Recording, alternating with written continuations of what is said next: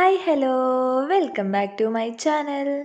അപ്പോൾ ഞാൻ ഇന്ന് പാവയ്ക്ക മെഴുക്ക് പുരട്ടിയുടെ റെസിപ്പി ആയിട്ടാണ് കേട്ടോ വന്നിട്ടുള്ളത്.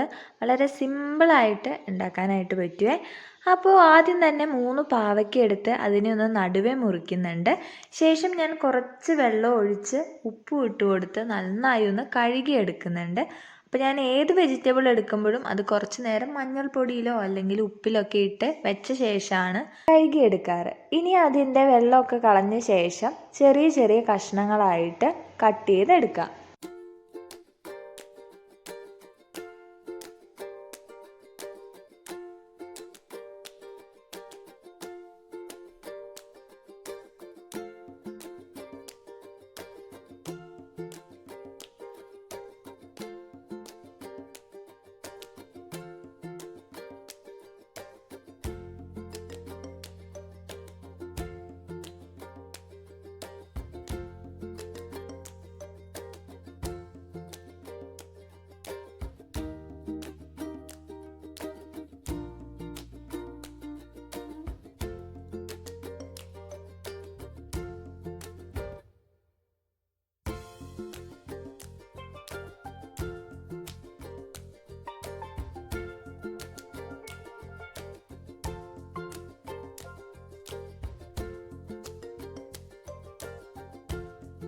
സ്റ്റൗ ഓണാക്കിയ ശേഷം അതിലേക്ക് പാൻ വെച്ച് കൊടുക്കാം. അപ്പോൾ പാൻ ചൂടായി വന്നിട്ടുണ്ട്. ഇനി ഇതിലേക്ക് കുറച്ച് കോക്കനട്ട് ഓയിൽ ഒഴിച്ചു കൊടുക്കുന്നുണ്ട്.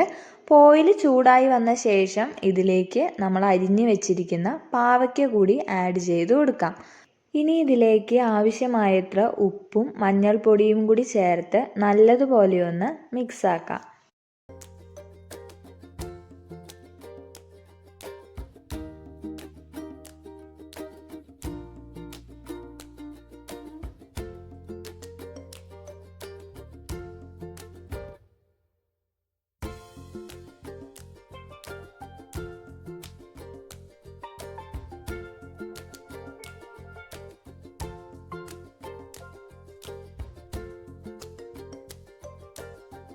പാവയ്ക്ക വെന്ത് കിട്ടുന്നതിനായിട്ട് കുറച്ച് നേരം ഒന്ന് മൂടി വെച്ച് വേവിക്കാവുന്നതാണ്.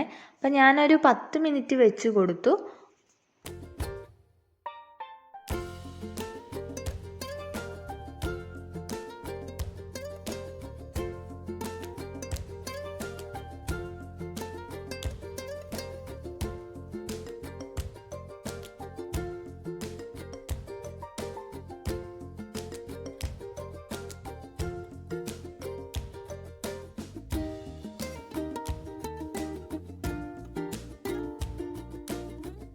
ഇപ്പോൾ പാവയ്ക്ക ഏകദേശം മൂത്ത് റെഡിയായി വരുമ്പോഴേക്കും ഫ്ലെയിം നമുക്ക് ലോയിലേക്ക് ഇട്ട് കൊടുക്കാം. ഇനി ഇതിങ്ങനെ കടന്ന് നല്ലതുപോലെ ഫ്രൈ ആയി കിട്ടും കേട്ടോ.